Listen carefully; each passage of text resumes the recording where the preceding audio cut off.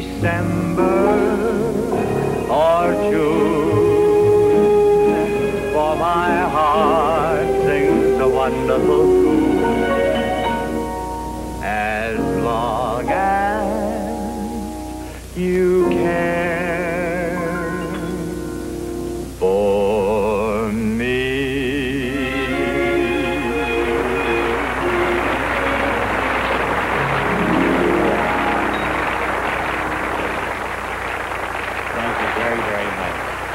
Thank you, ladies and gentlemen, for your wonderful welcome. I'm happy to be with all of you again. What you've just viewed is the opening segment of a television show that was the payoff after years of struggling and hard work for Walter Valentino Liberace. Don Feddersen, producer of My Three Sons and Family Affair, was responsible for Liberace's first TV show.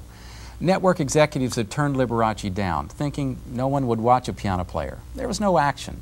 But Feddersen persisted, got the half-hour show on TV, and the rest was history. The station fought off sponsors. Then came syndication. Critics panned the show, forgetting that only the public can make a star. Liberace not only held on to his ratings and audience, ultimately the program was carried on over 200 American stations plus 20 foreign countries. A chronological accounting of the life of Liberace would be exceedingly difficult. Therefore, what you're about to view is various segments in his life which led to the acceptance of a unique talent who preferred to be called an entertainer, not a pianist. Much of what you're about to see came from Liberace's personal photographs and films, which he had transferred to video. And where better to start than with Salvatore Liberace and Frances Zukowski, his father and mother. Salvatore Sam Liberace was born in Formosa, Italy in 1885. In 1902, at the age of 17, he emigrated to America and met Polish-American Frances Zukowski. They married in 1910. 4 children were born to this marriage: George in 1911, Angelina in 1914, Liberace Walter Valentino in 1919, and Rudy in 1931. Liberace was a twin child. The other was stillborn. A French horn player, Sam, to bolster the family's income, bought a store which was managed by Frances. Oh, here's some wonderful pictures of my high school days. I started up a little dance orchestra in school, and it was called the Mixer Orchestra. Lee's first job was playing a piano in a local bar. He played the part of Haile Selassie in a school play. And then came graduation from high school, the class of 37. And I remember I was full of ambition and plans for the future. Sam and Frances, musically inclined, encouraged their children to take music lessons. George's interest was playing the violin. And at age 17, he had turned professional.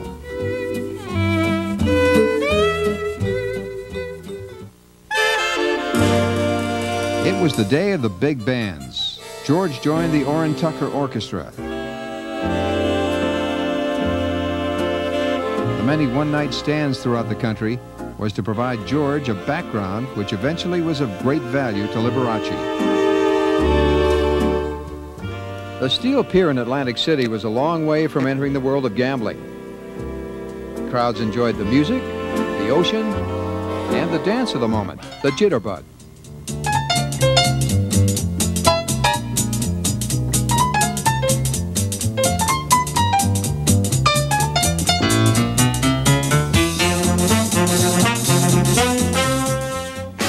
Playing at military bases, it was evident that preparations were being made for World War II. My brother joined the Seabees in the Navy, and we made a promise that when he got out of the service, he would join me in a nightclub act, which I began preparing. Growing tired of playing local engagements for $40 or $50 a week, with business card in hand, Walter Liberace, pianist, headed for New York. Little dreaming that the first of trademarks was to be discovered. A candelabra. The war was over. George, discharged from the Navy, returned home.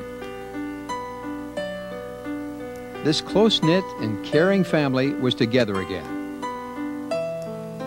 Lee, never far away from the kitchen, joined Mum. Sam, undoubtedly, was considering the fate of his son Walter, the pianist. Okay, Joe, who was Walter Buster Keys? I'll bet you're going to tell me it was Liberace. Absolutely correct, playing whenever and wherever. In order not to conflict with his classical image, he used this funny fictitious name. A series of 3 events would lead him to the pinnacle of the entertainment spectrum. One such event occurred in La Crosse, Wisconsin. Liberace had concluded a classical program. He asked for requests. At that time, there was a novelty tune called The Three Little Fishies. Now, someone in the audience, thinking that this would throw a classical pianist, requested it. Liberace had acquired a unique talent for reading his audiences. He'd learned just how much charm and music he could combine to keep the audience involved. He played The Three Little Fishies in classical form. With a wink and his charming smile, he shared this musical joke with his audience and immediately won them over. He was on his way. At this time in life, on his way didn't mean he'd arrived. Lee's talents were not confined to the piano. His artistic talent began to surface as he spent time hand-painting ties, wallpaper, and clothing. There was a time when he even hand-painted all of his Christmas cards. An entertainer is often judged with little knowledge of the hardships endured in their climb to success. After years of struggle, some are eventually declared an overnight success. Liberace is an example. His early youth was hampered by the Depression, making it difficult to concentrate on his music.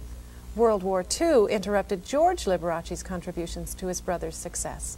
In 1941, Liberace came out to California, confident that he had the key to what the public wanted. His style of partly classical and cocktail lounge piano caused the critics to comment that he was a mediocre pianist. He refused to be swayed by the critics' attacks. California was less responsive to the young maestro.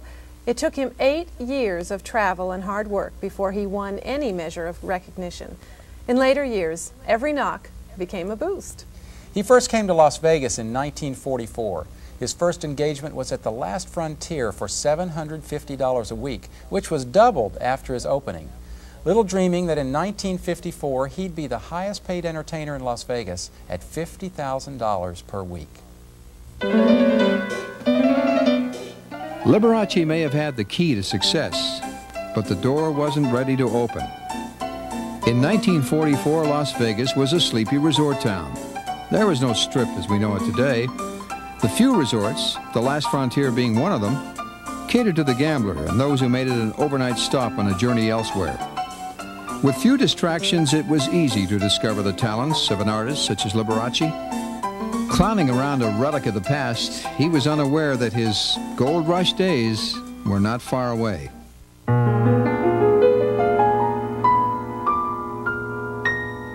There were 3 events in the evolution of Liberace: playing Three Little Fishies at the end of his classical concert in La Crosse, Wisconsin; the Hollywood Bowl, where he changed into something a little more spectacular: white full-dress tails. A bold concept for 1952. The press was quick to pick up on it, the audience loved it, the critics raved. The third event, the Candelabra. In 1940, while Liberace was playing as intermission pianist in the Persian Room at the New York Plaza, he had seen the movie A Song to Remember, a story about the life of Chopin. In one scene, a candelabra was placed on the piano, revealing to the audience of critics that they were hearing Chopin and not Liszt playing the piano. After seeing the movie, Liberace stopped by an antique shop and purchased a silver-plated candelabra for $15. Back at the hotel, he came out for his intermission stint carrying the candelabra. He proceeded to light the candles one by one before he started to play. The otherwise noisy room began to quiet down as people watched. The piano player with the candelabra was the talk of the town. Webster defines candelabra as a branched, highly ornamental candlestick. To Liberace, it was a highly identifiable prop, an important trademark.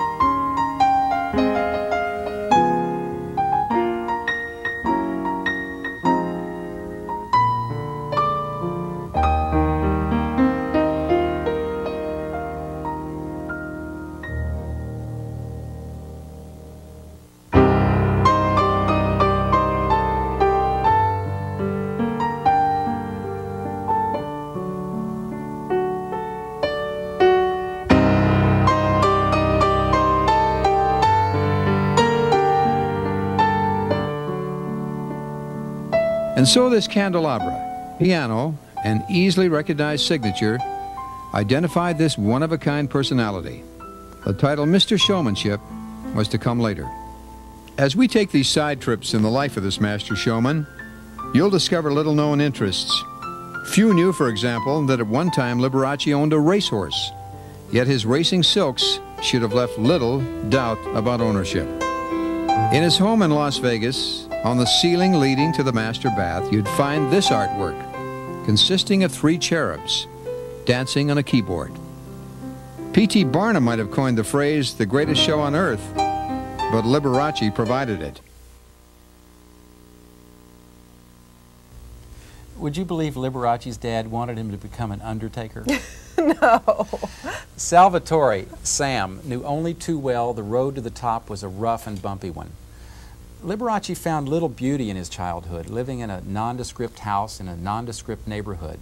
He hated shabbiness. He'd walk 27 blocks and pay 15 cents to sit in a clean movie theater when he could have walked 5 blocks and paid only a nickel to sit in an old dirty one. Other than the movies, Liberace's only escape was found in playing the piano. And the closest he ever came to being an undertaker came years later when he played the part of a casket salesman in the 1965 MGM movie, The Loved One.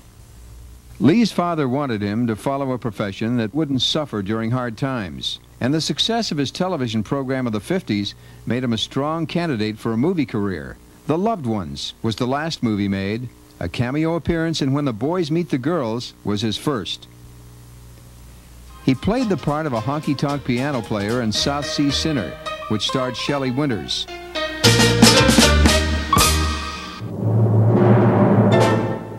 Starring in the feature Sincerely Yours, he played the part of a concert pianist who lost his hearing.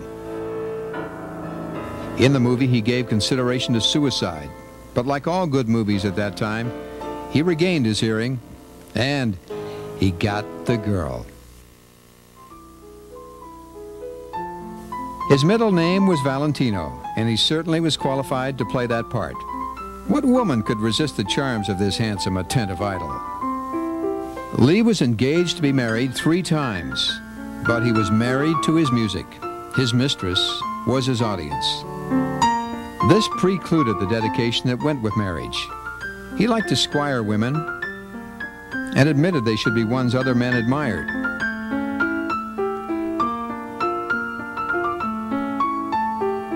He became seriously involved with Sonia Henney. As the saying goes in Hollywood, they became an item. It was the closest to Cupid's arrow finding its mark. Henney, Olympic champion and movie star, was booked in Las Vegas. He used to applause she may have been the ideal mate for Liberace, but this never came to pass.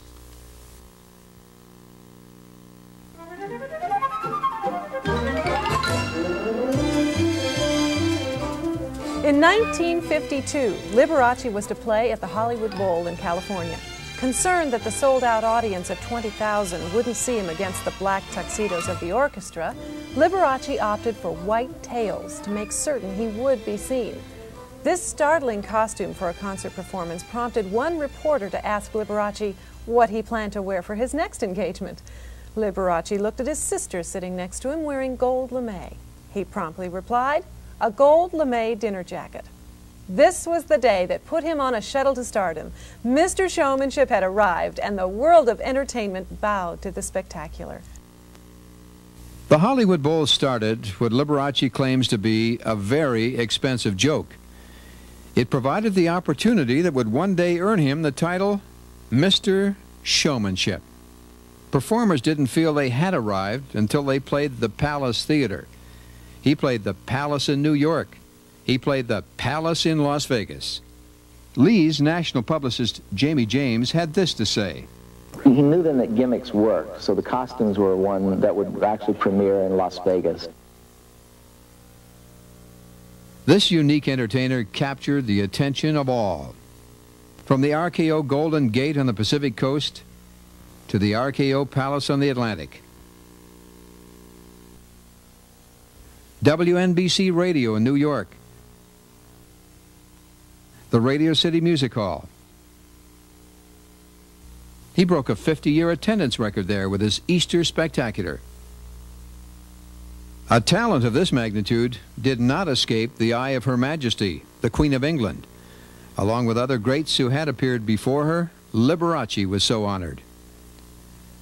No matter where he appeared, crowds surrounded Mr. Showmanship. As Edward P. Helene of the Milwaukee Sentinel put it, and we quote, "Besides the beer that made Milwaukee famous, there are Alfred Lunt, Gilda Gray, Hildegard, and Liberace.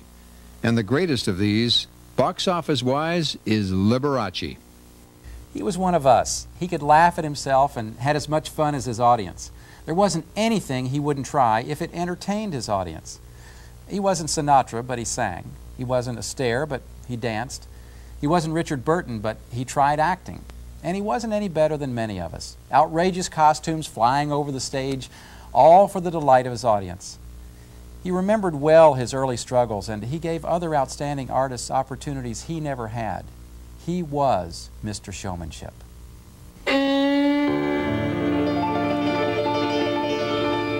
A rich sense of humor and the ability to appear in outrageous costumes. If there was ever a court jester that could please a king, it would be Liberace.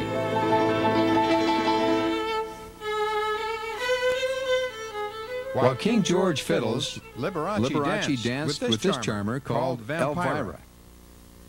A little-known fact about Liberace was that he thought he'd like to be a dancer. He took dancing lessons so that he could include a bit of the dance into his shows, from a waltz to a soft shoe. And if you think it was easy, try rehearsing with the Radio City Music Hall's Rockettes.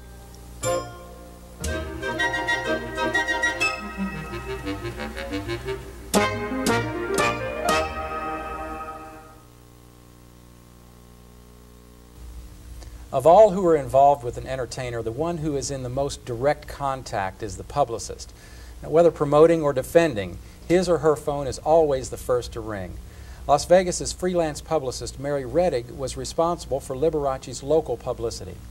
Nick Naff, former executive director of publicity, public relations, and advertising for the International Hotel, later to become the Las Vegas Hilton, and Anna Natisse, Liberace's fur designer. Mary, we'll start with you. How long did you work with Liberace? 15 years until he died. What do you remember most about him?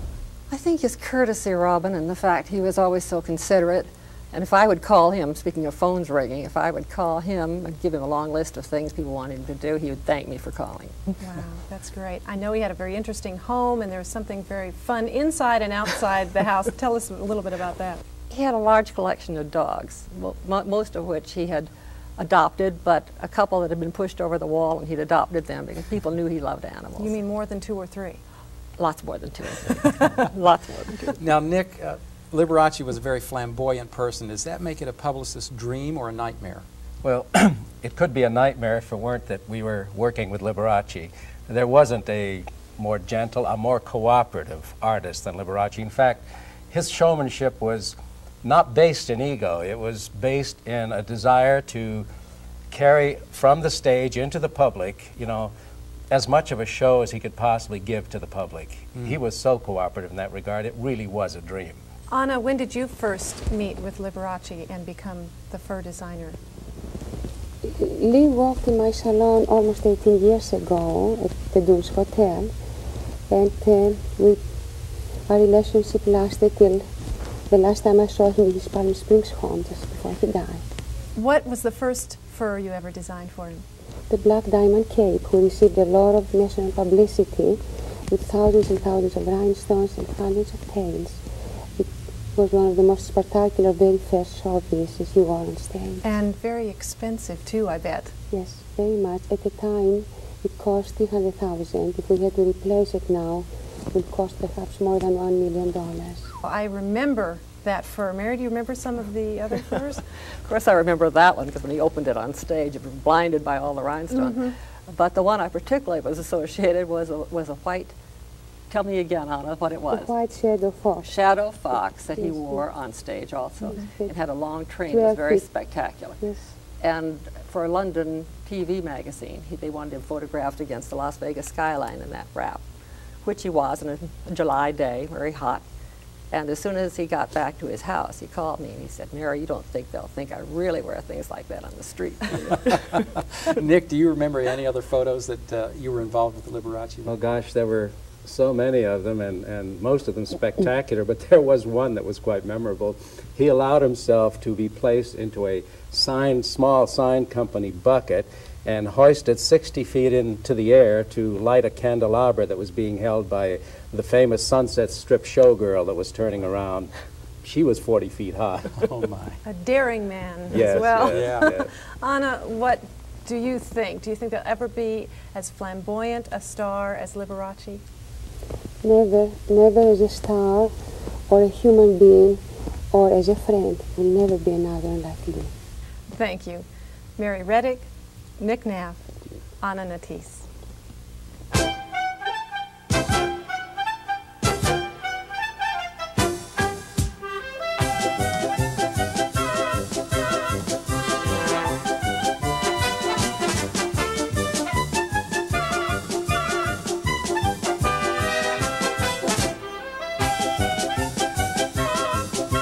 Nick Knapp mentioned Lee being hoisted above Sunset Boulevard for a publicity shot. Here he attempts to place some very uncooperative candles high above the Sahara Hotel on a hot day in Las Vegas. If you doubt it, take a look at the candles again.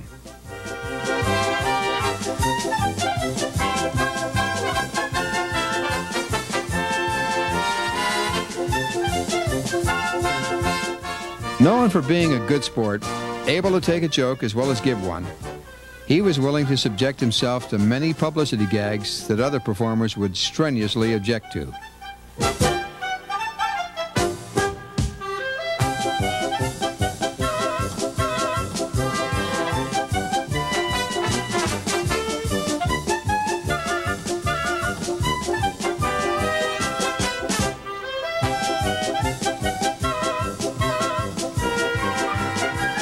Here's a typical gag shot that Liberace obviously enjoyed.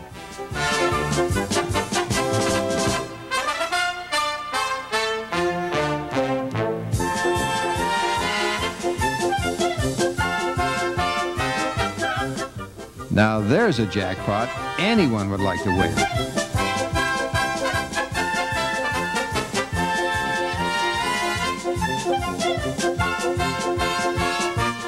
While he may have been hot with the slot machines, others had a way of cooling off this winning streak.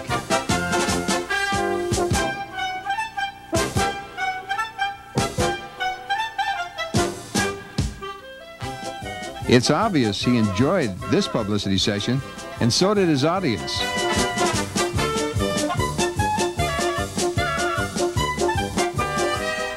Dedicating the first automation system for radio station KORK in Las Vegas. The Astro Train, then a futuristic means of rail travel, appeared. So did Liberace.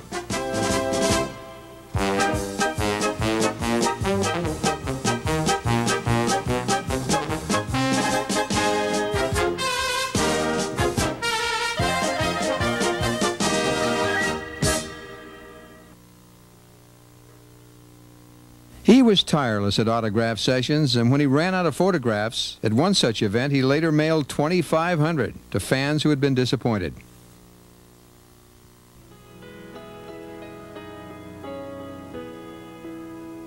At times, police provided protection from his many fans. He gave private concerts at convents. A home concert by Liberace so inspired this woman, it said she left her iron lung to attend his next concert in a wheelchair. He was always available to his fans. He knew presidents before they were elected, and remembered them when they were elected.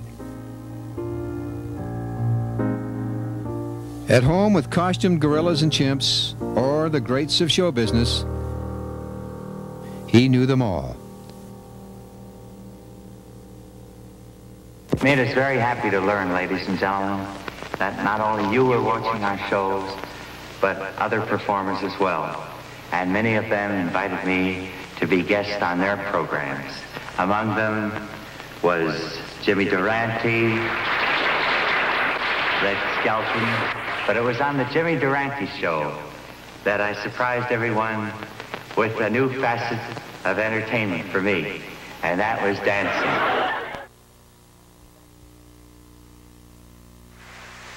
He wasn't always center stage. He applauds Oscar nominee Jeff Chandler, who portrayed Cochise in 2 movies of the 50s, Broken Arrow in 1950 and Battle of Apache Pass in 1952. Later, backstage, he clowns around with Chandler, a rifle and a coonskin hat.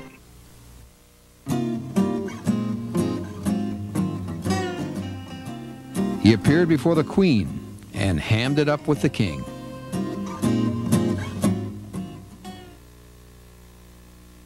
At a golf tournament, he watched the greats of show business: Bing Crosby, Bob Hope,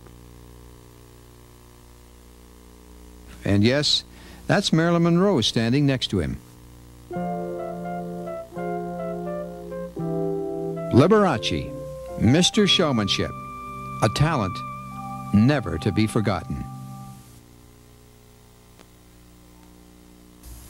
The burden of elaborate costuming, stage sets, staff, and opening acts had not yet arrived. There was still time for family get-togethers. Liberace's love for his mother was openly displayed. Today, many stars recognize that Mom was instrumental in furthering their careers. Barry Manilow and Jeffrey Osborne are two who consider their mothers were the strength behind them in the elusive chase for success in the environment we call entertainment. And so the Liberace family, close-knit, caring, obviously had an effect on Liberace. His audiences recognized this unique display of warmth and friendliness. Brother George's home was the focal point for family get-togethers, a family that cared for and loved each other. Open displays of affection were common. It appeared that George was first to use symbols of his profession, and then again maybe George got the idea from Lee. Lee, less in demand, had time to relax and enjoy the family. When one critic accused Lee of momism, his answer was the question, since when has it been wrong to love one's mother? Liberace's mother had a sister, Anne, who at the age of 12 entered a convent. After taking the veil, she assumed the name Sister Marie de Sales. Her interest in music was obvious. A frequent visitor, she and nephew Lee entertained the rest of the family.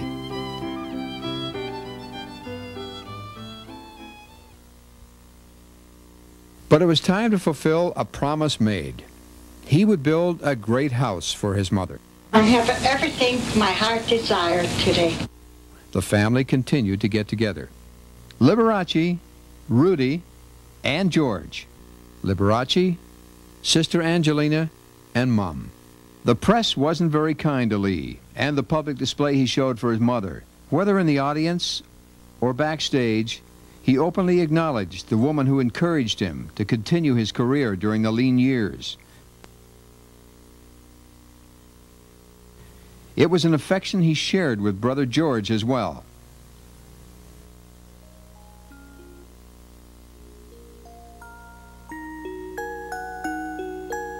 If there was ever a Santa Claus in the life of Frances Zukoski Liberace, it was her son, Walter.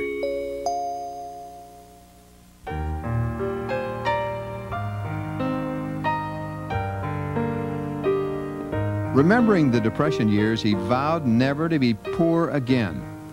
His real estate holdings provided a means of fulfilling this promise. I can remember being very, very poor once and making a promise to myself that if I could do anything about it, I'd never be poor again. His publicist, Jamie James, comments. His real estate investments, too, have always been sort of gut feelings. I mean, there's no big research that takes place. He just doesn't, but they've all made money.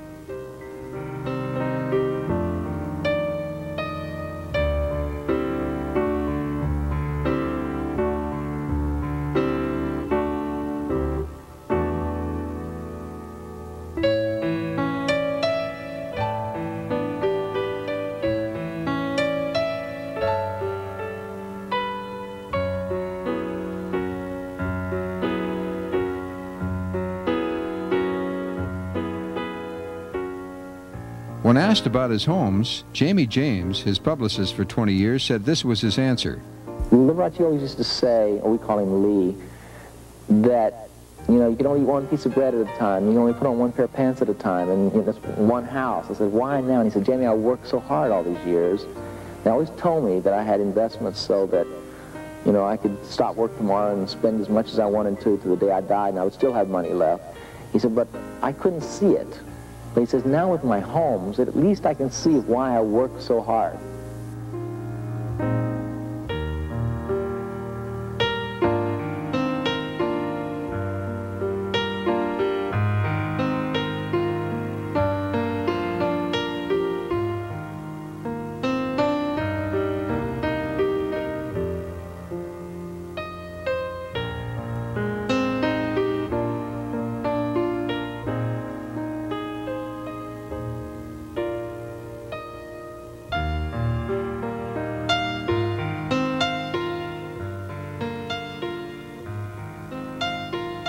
In Las Vegas, Liberace purchased 2 homes, joining them together to build this estate.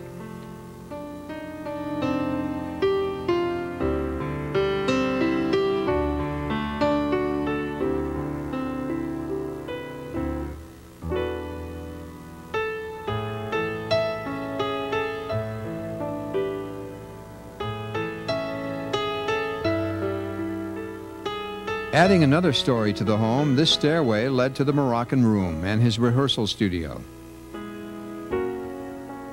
This hallway, leading to the master bedroom, provided a means of joining the 2 homes.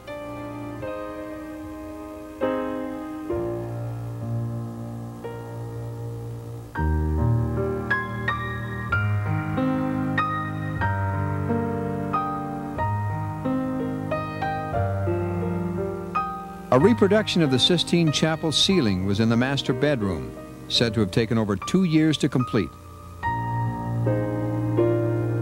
The doors closed on Liberace's 10,000 square foot home in Las Vegas, for on December 10th, 1988, it was sold at auction.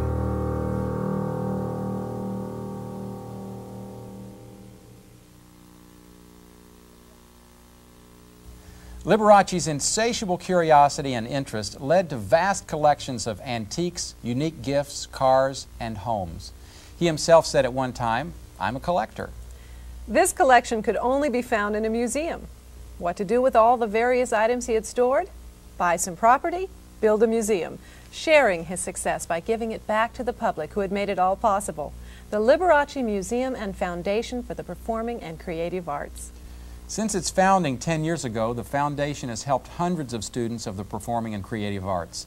It currently funds scholarships for schools and colleges across the nation, assisting deserving and exceptional individuals. When asked about the museum, Liberace had this to say. It was one of my ambitions to be able to share all the things that I've acquired throughout my career with the people who made them possible. And these are some of the costumes I've worn through the years.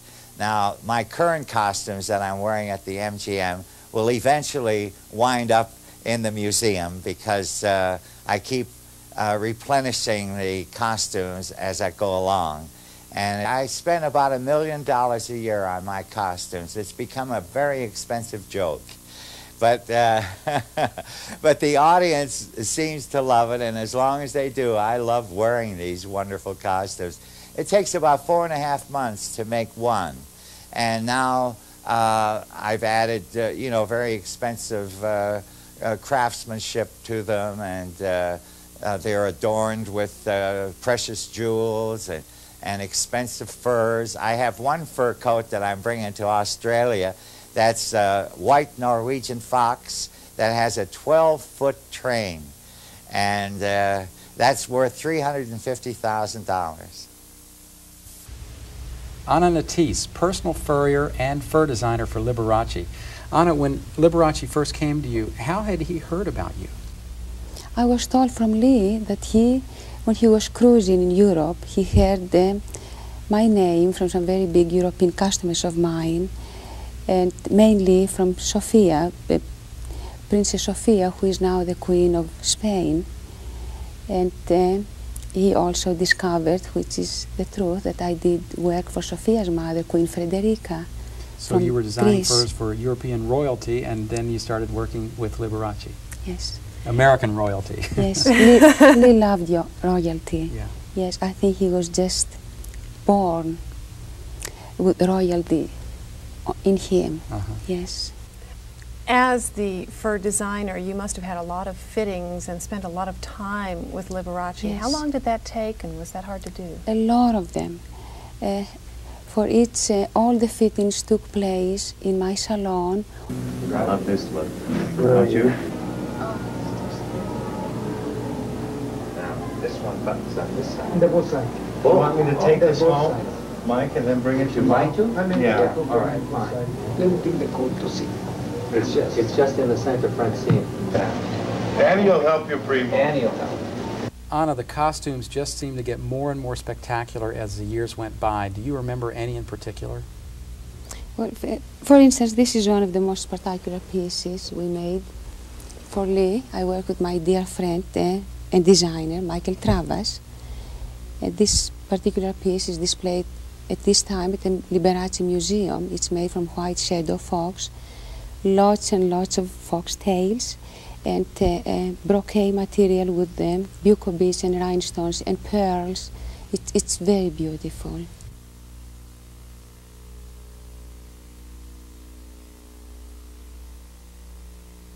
In the costume gallery at the museum, this 50-pound, 118,000-carat rhinestone is on display. Liberace explains. Very flattered. It took months, I understand, to create the stone. And it was all started because of the fact that I used so many Austrian rhinestones in my costumes and my pianos, my cars. And the company president in Austria heard about this, came to New York to see my show. And this is his way of saying thank you to me for the country of Austria who produced it. In the various cases throughout the museum, you're going to find some very interesting mementos, some that have been given to me, some that I've been presented with through the years, like this wonderful violin that Jack Benny played on one of his television shows. And if you'll notice, it has his own candelabra on his violin. It's a bit much, but it got a big laugh. And of course, underneath is the French horn that really started the Liberace saga, if you want to call it that. This belonged to my father. When he came here from Italy, he joined the Philadelphia Orchestra and the John Philip Sousa Band, and eventually wound up in Milwaukee, Wisconsin, and where he met my mother. And then they began raising a family of musicians, and my brother George and I were two of the musicians in the family that stayed with it.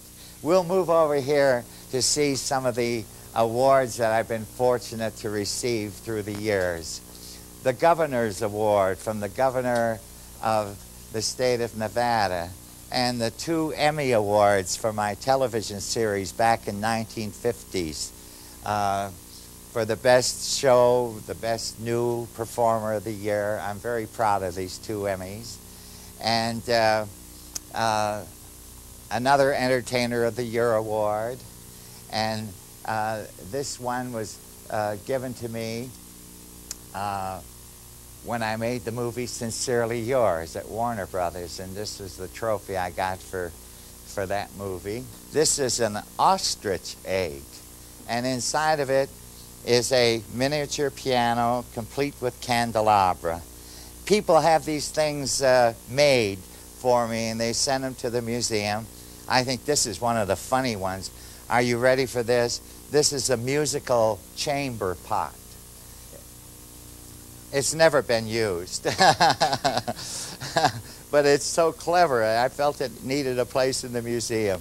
And a beautiful piano here. And as we move over here, you'll find that there's a collection of miniature pianos that number over 500 from all parts of the world. And I think one of the most unique ones is this one made by a man in Florida out of 10,000 toothpicks. It took him months and months to make this, and that's one of the one-of-a-kind pianos that I have in the museum. I've been an incurable collector for many years. I think I owe that to my first European visit back in the middle 1950s. I discovered the charm of old world antiques, and I began acquiring things then. And you'll find a lot of those things in the museum. But over here I have some very proud possessions that were presented to me when I went to England.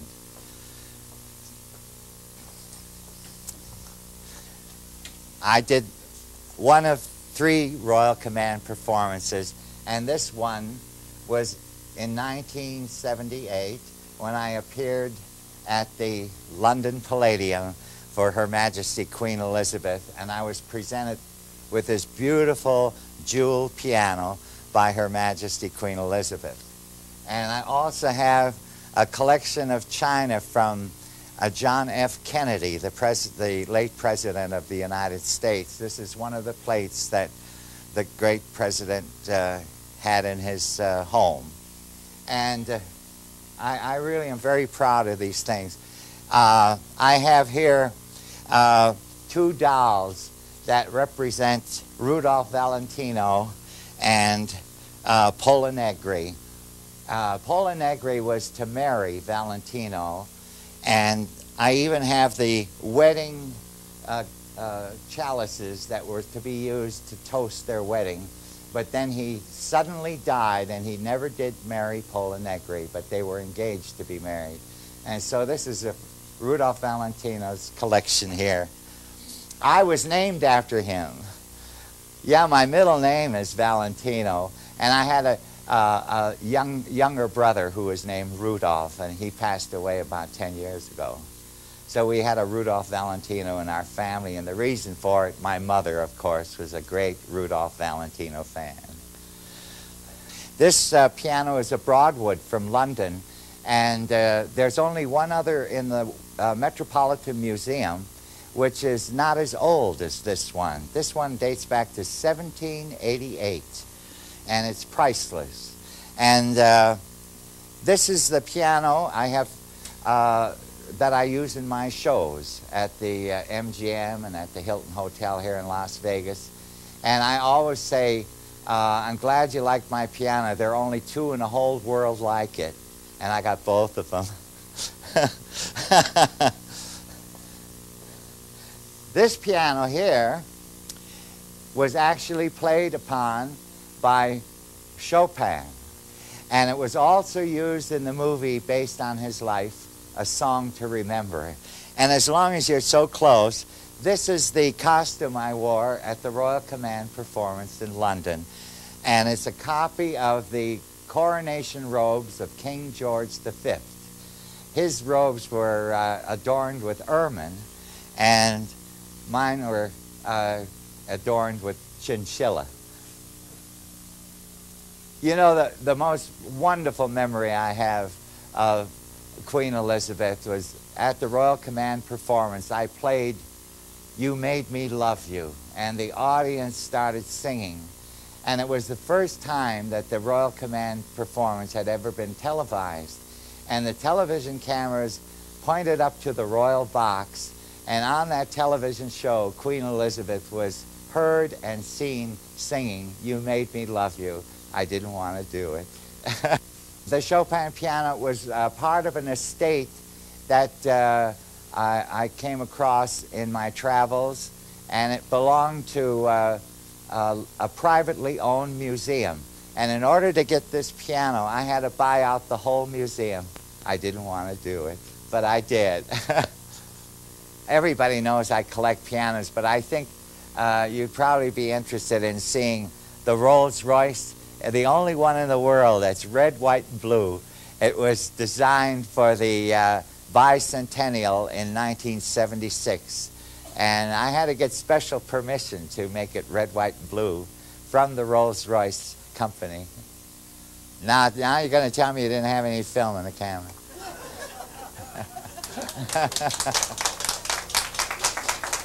Okay, thank you.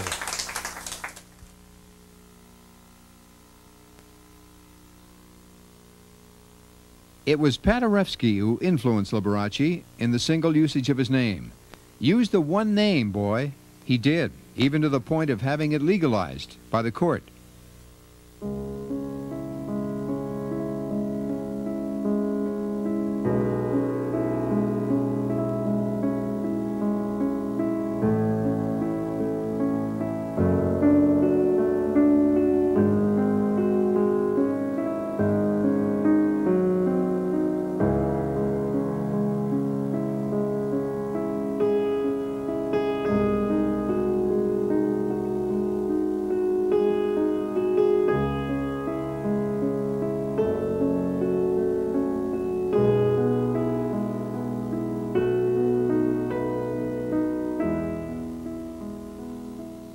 Managing to collect more than 50 different automobiles he used both on and off stage.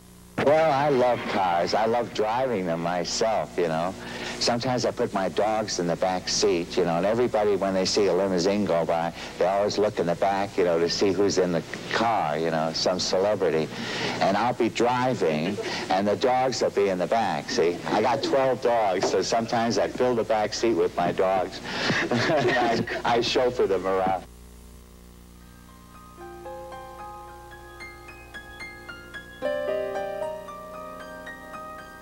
Awards, photos, and other memorabilia is displayed in the Celebrity Gallery.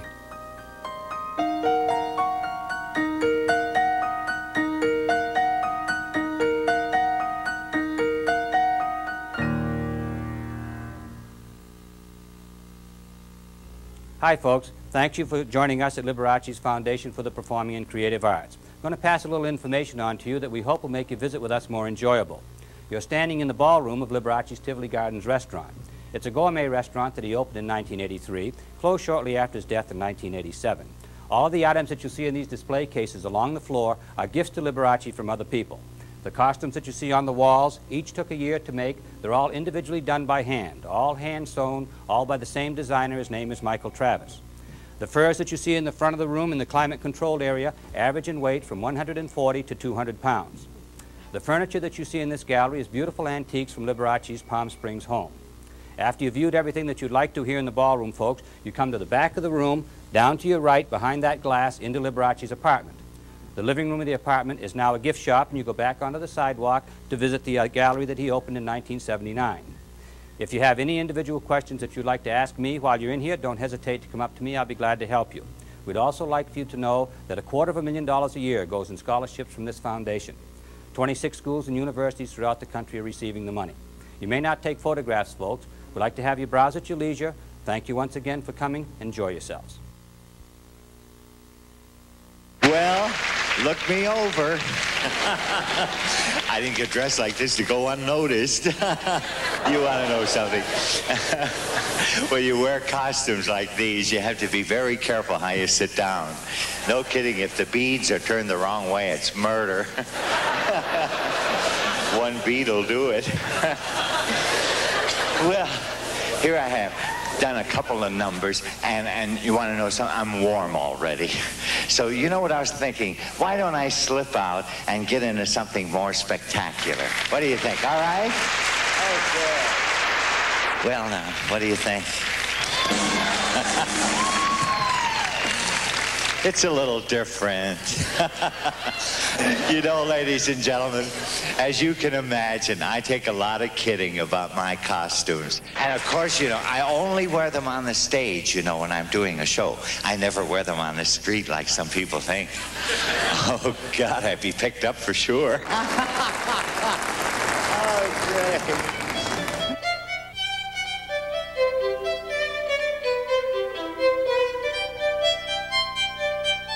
George Liberace, admittedly a strong influence on his brother Walter's career, isn't forgotten either. On view is a collection of photos, awards, and many other interesting items presented and collected during his career.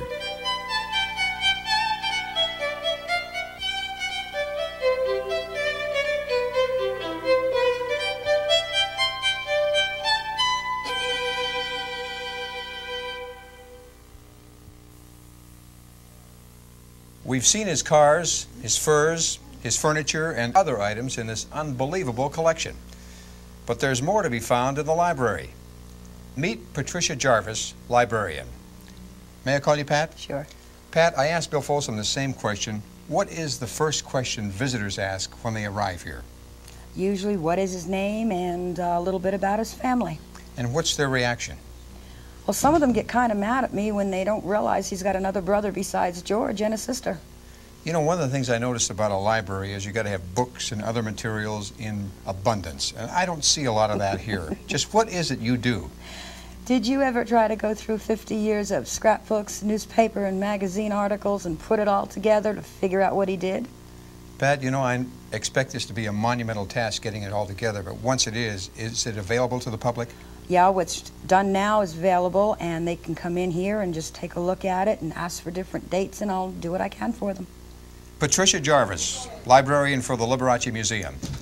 You know, it takes a special person to care and administer to the needs of this operation. And that's who we're going to meet right now. Credit for the overall operation of this display of memorabilia can be given to Dora Liberace, sister-in-law of Liberace and wife of Liberace's brother George. Dora, thanks for visiting with us. It's my pleasure, Murray. When did the museum first open? We opened in 1979, Easter Sunday, which was April the 15th. That's easy to remember. If I remember correctly, didn't Liberace also open his Hollywood Hills home to the public too? He did, but because of a zoning problem, parking situation, and the neighbors, it had to be closed. Dora, I think one of the most exciting things that comes out of the museum is the Foundation for the Performing and Creative Arts. What is that? We give grants to the different colleges throughout the United States. And of course, the colleges and the institutions that we are funding, they pick out the recipients for the scholarships. And where does the money come from? Well, of course, our museum is the funding arm for the foundation, has been for over 10 years. And through the generosity of my late brother-in-law, of course, he left 90% of his estate to the foundation. Dora, are there any restrictions to these selections for the scholarships? Do they all have to be piano players or ballet dancers? Well, it is restricted to music and the performing arts. Dora, you've been very gracious. But a final question. Vaju Valentino Liberace, Walter Liberace, pianist, Walter Buster Keys, Mr. Showmanship. Dora, how do you think Liberace would like to be remembered? I think he would like to be remembered as a great entertainer, and he was a very private person when it came to helping. He didn't want other people to know what he did for other people, but I think a great humanitarian. The song has ended, but the melody lingers on. Liberace's no longer with us, or is he? There's more than a melody that remains. His influence and dedication to the world of entertainment, his sincerity and kindness, and a belief, as he put it, most of the time it's not so much what we've done in the past, but what we haven't done that we regret. Mr. Showmanship will always be remembered.